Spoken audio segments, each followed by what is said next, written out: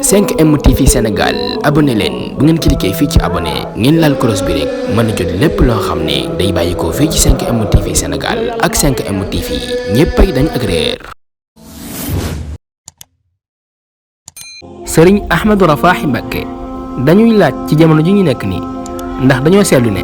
jamono ji ñu nekk nit yi ñu ci ëpp suñuy may ab sëy dañ ci sonn lool dem ci jàkk ja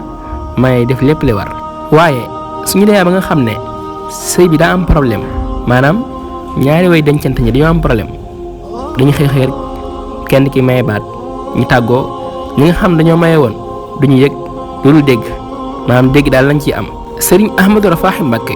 ndax loolu dañ ci deful am njàngale wala. jàngale nu ñu koy defee nu muy demee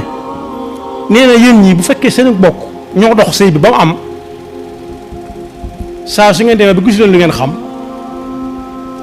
nekk ku ne dem ci kilifa ga ko maye woon kii dem ci ka ko mayoon ñu daje waxtaan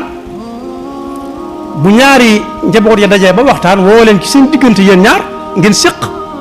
wa in xiftum shiqaaqa baynihima fab'asu hakaman min ahlihi wa hakaman min ahliha in yurida islaahan yuwaffiqi llahu baynahuma su ngeen demee yéen ñaar ñii nga xam ne kii dañ koo tànn ci diine ku góor ki kii tànn ko ci jigéen ci diine ku ci gis lu mu xamul na dem ca ka ko mayewoon bu dee jigéen kii dem ca ka ko mayewoon bu dee góor ñaari njaboot ya daje defaree diggante bi.